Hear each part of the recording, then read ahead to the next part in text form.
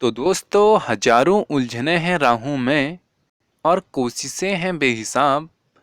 इसी का नाम है जिंदगी, चलते रहिए जनाब। नमस्कार दोस्तों, मैं दीप बहुगुना स्वागत करता हूं आपका अपने यूट्यूब चैनल पे, जिसका नाम है स्टडी इन दीप्स एम्पायर में। तो आप मेरे साथ क्लास 10th की साइंस पढ़ रहे हो और जिसमें हमने 3 चैप्टर कवर पूरे कर लिए हैं और चौथा चैप्टर का पार्ट 1 भी हमने कवर कर लिया है। आज हम करेंगे इसका पार्ट 2, कार्बन और उसके कंपाउंड। ठीक है, ये चैप्टर आपका एग्ज़ाम में अगर हम देखें तो बहुत ज़्यादा इम्पोर्टेंट है। ये चैप्टर को आप ज़रूर घर पे पढ़ें, बुक से पढ़ें, टीचर से पढ़ें और वीडियो से पढ़ें। ठीक है, तो अगर आप चैनल पर नए आए हैं तो कृपया चैनल को सब्सक्राइब करना मत भूलें। चलिए वीडियो शुरू करते हैं।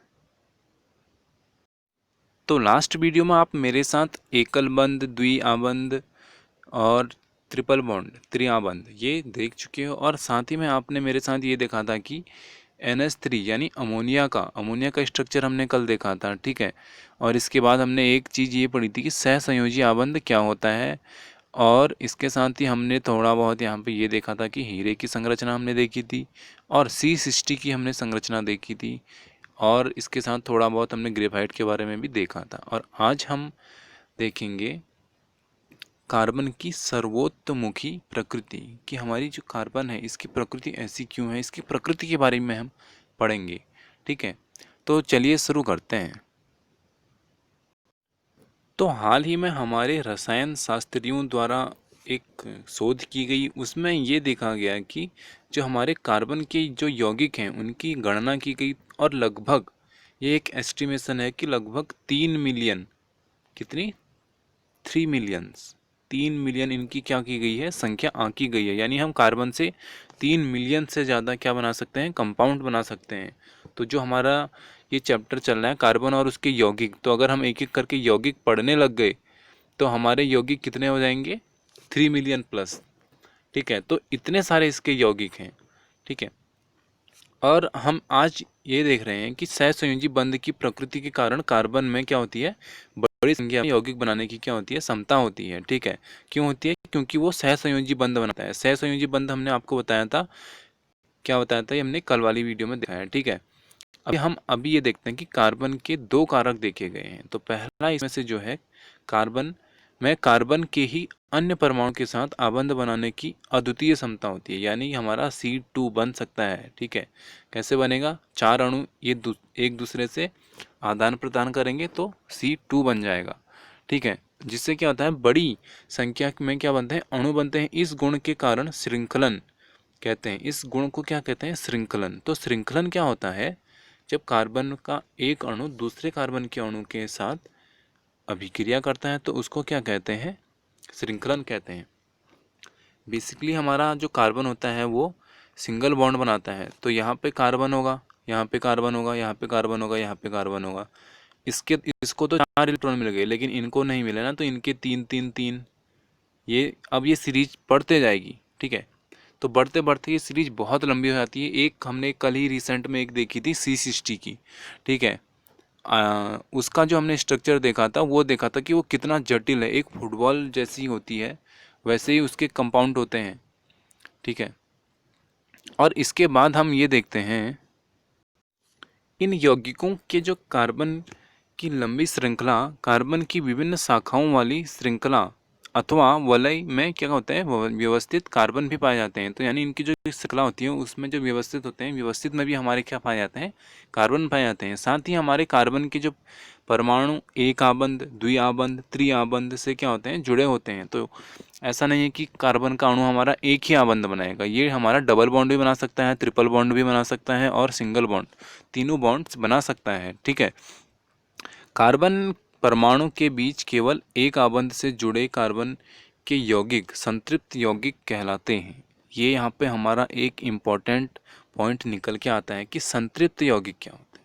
तो संतृप्त यौगिक क्या होता है, जब हमारा कार्बन का अणु क्या करेगा, एक कार्बन से रिएक्शन करेगा और क्या करेगा, सिंगल बॉन्ड बनाएगा। यानी ये हमारा कार्बन है, इसने 4 हाइड्रोजन ले लिए, तो यानी सबके साथ इसने क्या किया, सिंगल सिंगल बॉन्ड बनाया। तो यहाँ पे ये हमारा बना जो इसको हम क्या कहेंगे, संतृप्त यौगिक कहेंगे। तो मीथेन क्या है, हमारा संतृप्त यौगिक है, ठीक है। और इसके बाद अगर हमारा एक आबंध नहीं बनता है, द्विआबंध बनता है या त्रिआबंध बनता है, तो अगर हम द्विआबंध या त्रिआबंध वाले कार्बन की यौगिक को क्या कहेंगे, असंतृप्त यौगिक कहेंगे, ठीक है। यही बेसिकली इनके नाम है, ये नाम आप याद रखना। और कभी डायरेक्टली आपको क्वेश्चन में ये पूछा जा सकता है कि संतृप्त यौगिक क्या होता है और असंतृप्त यौगिक क्या होता है, दोनों को डिफाइन कीजिए। तो उसमें आपको यहाँ पे ये बताना पड़ेगा कि संतृप्त में सिंगल बॉन्ड बनता है और असंतृप्त में डबल बॉन्ड और ट्रिपल बॉन्ड बनता है, ठीक है। साथ ही हम ये देखते हैं कि कार्बन यौगिक में जिस सीमा तक श्रृंखलन का गुण पाया जाता है वह किसी और तत्व में नहीं पाया जाता है, ठीक है। सिर्फ वो कार्बन में ही मिलता है कि वो इतने सारे यौगिकों के साथ क्या कर लेता है, श्रृंखलन का गुण पाया जाता है उसमें। जबकि हम ये चीज़ देखते हैं कि जो हमारा सिलिकॉन है, सिलिकॉन क्या करता है, हाइड्रोजन के साथ यौगिक बनाते हैं, तो जिसमें 7 या 8 परमाणुओं तक श्रृंखला हो सकती है, ठीक है। इसमें एक हमारी लंबी जो श्रृंखला मिलती है वो किसकी मिलती है, सिलिकॉन की मिलती है, जो किसके साथ, H2 के साथ, सॉरी H के साथ रिएक्शन करती है और 7 या 8 परमाणुओं तक क्या चले जाती है, इसकी श्रृंखला चले जाती है, ठीक है। लेकिन यह यौगिक अति अक्रियाशील होते हैं।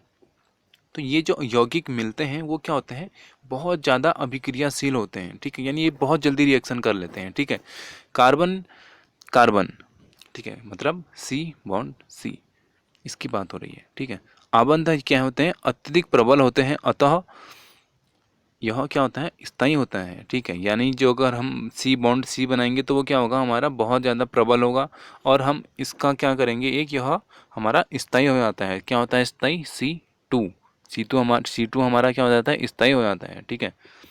फलस्वरूप क्या होता है, अनेक कार्बन परमाणुओं के आपस में जुड़े हुए यौगिक, अनेक यौगिक क्या होते हैं, प्राप्त होते हैं। इसके फलस्वरूप हमको क्या होता है कि कार्बन के अनेक यौगिक मिलते हैं जो कि आपस में जुड़े होते हैं, ठीक है। और ये है हमारा दूसरा पॉइंट कि चूंकि कार्बन में सह संयोजकता इसकी कितनी होती है, 4। ये कल हम इसको डिस्कस कर चुके हैं कि ये 4+ भी बनाता है और 4- भी बनाता है, ठीक है। कल वाला लेक्चर भी देखना, अगर आप कार्बन को पढ़ रहे हैं तो उसको देखना मत भूलें, क्योंकि वो हमारा बेस है, ठीक है।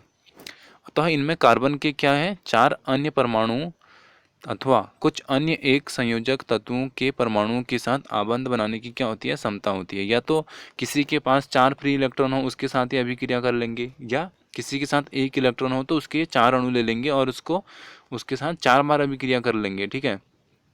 जैसे कि अभी इसका इसने एग्जाम्पल दे रखा है, ऑक्सीजन, ऑक्सीजन के साथ मिलके क्या बनाता है, CO2, ठीक है। CO2 का भी आप स्ट्रक्चर देख लीजिए, यहाँ पे डबल बॉन्ड बनाएगा O के साथ, O के पास कितने फ्री इलेक्ट्रॉन, O के पास होते हैं हमारे 6 फ्री इलेक्ट्रॉन, तो उसको अब कितने चाहिए, 2 चाहिए, तो 2 वो इसके साथ शेयर करेगा, और जो हमारा एक और O है वो 2 ये वाला एक के साथ शेयर करेगा। तो इसको तो मिल गया अब 8, और इसको भी मिल गया 8, इस वाले O को भी मिल गया 8, ठीक है। तो यहाँ पे ऑक्सीजन हो गया, हाइड्रोजन हो गया, हाइड्रोजन के साथ हमने देख लिया था, ठीक है। नाइट्रोजन, सल्फर, क्लोरीन तथा अनेक अन्य तत्वों के साथ क्या करता है, कार्बन के यौगिक बनते हैं। फलस्वरूप ऐसे विशेष गुण वाले यौगिक बनते हैं जो अणु में कार्बन के अतिरिक्त उपस्थित तत्व पर निर्भर करते हैं। यानी ऐसे भी अणु बनते हैं जो कि कार्बन के अतिरिक्त उपस्थित जो तत्व होगा उस पर भी निर्भर करते हैं, ठीक है। तो कार्बन इसलिए हमारा बहुत ज़्यादा महत्वपूर्ण तत्व माना जाता है। अधिकतर अन्य तत्वों के साथ कार्बन द्वारा बनाए गए आबंध, ठीक है, जो अधिकतर क्या होते हैं, अन्य तत्व उनके होते हैं, उनके साथ जो कार्बन हमारे बंध बनाता है वो क्या होते हैं, अत्यंत प्रबल होते हैं, जिसके फलस्वरूप ये यौगिक क्या होते हैं, अतिशय के रूप में स्थायी होते हैं। यानी क्या हो जाते हैं, हमारे स्थायी हो जाते हैं, यानी ये स्थायी रहते हैं, मतलब कि ये इनको हम नॉर्मली तोड़ नहीं सकते हैं, ठीक है। कार्बन द्वारा प्रबल आबंधों के निर्माण का एक कारण क्या है, इसका छोटा आकार भी है। यानी अगर वैसे तो अगर हम पीरियोडिक टेबल देखेंगे तो वहाँ पे हमारे बहुत से हमको ऐसे एलिमेंट मिलेंगे जो +4 और 4- दोनों बनाने के काबिल होंगे, ठीक है। लेकिन जो हमारा कार्बन है इसका जो रूप होता है वो अति सूक्ष्म होता है, इसलिए ये बहुत ज़्यादा अभिक्रिया करता है और ये बहुत सारे कंपाउंड्स के साथ घुल मिल जाता है, ठीक है। इसके कारण इलेक्ट्रॉन के सहभागी युग्मों को नाभिक में मजबूती से क्या रहता है, पकड़े रहता है। इसी के कारण है कि ये नाभिक में जो इलेक्ट्रॉन होते हैं उनको पकड़े रखता है, ठीक है। बड़े परमाणु वाले तत्वों से बने आबंध की तुलना में अत्यंत दुर्बल होता है, ठीक है। और अब हम ये देखते हैं कार्बन यौगिक, इसको थोड़ा पढ़ते हैं। कार्बन में पाए जाने वाले दो विशिष्ट लक्षण चतुस्संयोजकता और श्रृंखलन, ये इसके क्या हैं, दो विशिष्ट लक्षण हैं। इनसे बड़ी संख्या में यौगिकों का क्या होता है, निर्माण होता है। इन दोनों लक्षणों के कारण ही क्या होता है, बहुत ज़्यादा संख्या में हमारे यौगिक बनते हैं। ठीक है, अनेक यौगिक के अकार्बनिक परमाणु अथवा परमाणु के समूह विभिन्न कार्बन श्रृंखलाओं से क्या होते हैं, जुड़े होते हैं। जो इसके बहुत ज़्यादा अकार्बनिक परमाणु होते हैं और परमाणुओं के जो समूह होते हैं वो किससे जुड़े होते हैं, कार्बन की श्रृंखला से जुड़े होते हैं। ठीक है, मूल रूप से इन यौगिकों को प्राकृतिक, ठीक है, मूल रूप से यानी बेसिक जो इनका स्ट्रक्चर होता है उस रूप से यौगिकों को प्राकृतिक पदार्थों से प्राप्त किया जाता है। तो इनको हम प्राप्त कैसे करते हैं, प्राकृतिक पदार्थों से प्राप्त करते हैं। ठीक है, तथा यह समझा गया था कि ये कार्बन यौगिक अथवा कार्बनिक यौगिक केवल सजीवों में ही निर्मित हो सकते हैं। पहले ये सोचा जाता था कि जो हमारे कार्बन है और जो इसके यौगिक ये सिर्फ सजीवों में मिलते हैं।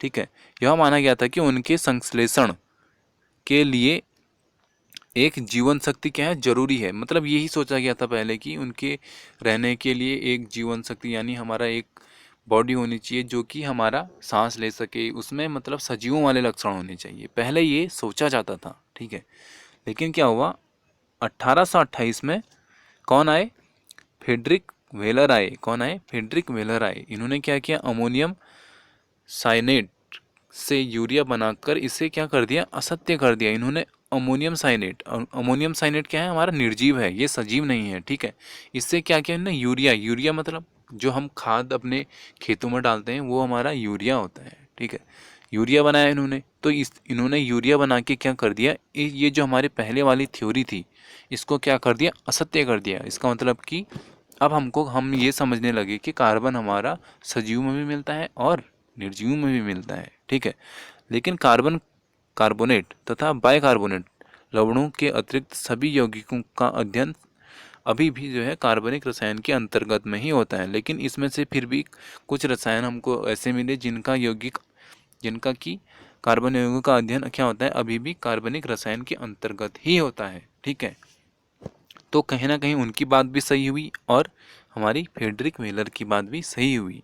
ठीक है, चलिए अब हम पढ़ते हैं कि संतृप्त एवं असंतृप्त कार्बन यौगिक क्या होता है। ठीक है, तो मीथेन की संरचना हम पहले ही क्या समझ चुके हैं, क्या होता है मीथेन, CH4।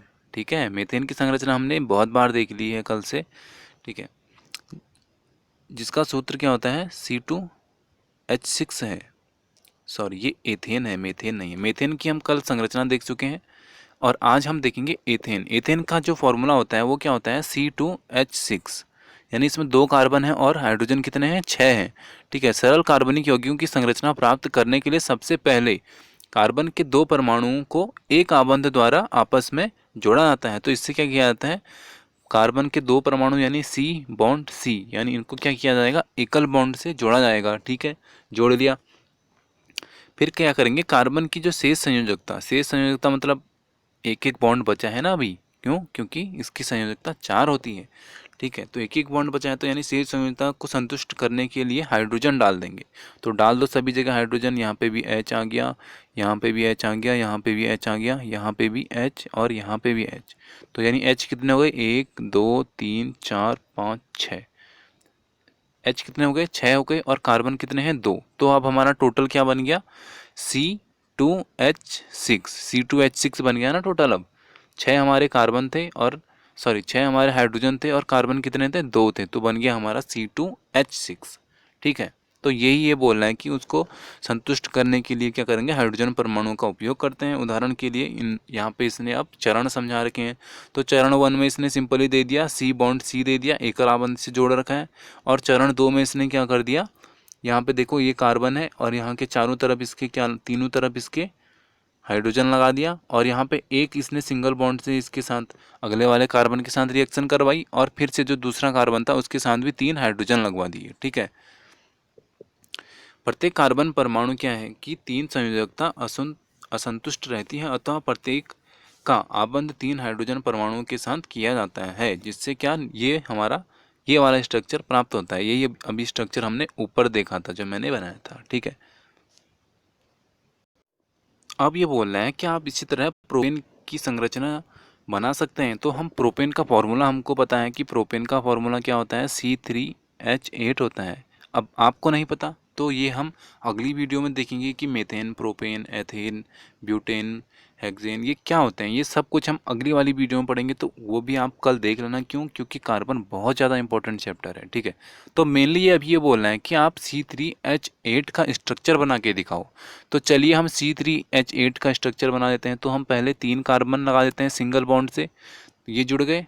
अब इसके पास 2 बचे हैं ना, तो दोनों तरफ H लगा दो, और इसके पास 3 बचे हैं तो तीनों तरफ H लगा दो, हाइड्रोजन लगा दो। और यहाँ पे भी 3 बचे हैं तो तीनों तरफ हम हाइड्रोजन लगा देंगे। और अब हम देखते हैं कि हमारे पास कार्बन कितने हैं, 1 2 3, 3 कार्बन है। चलो मैं दूसरा कलर ले लेता हूँ।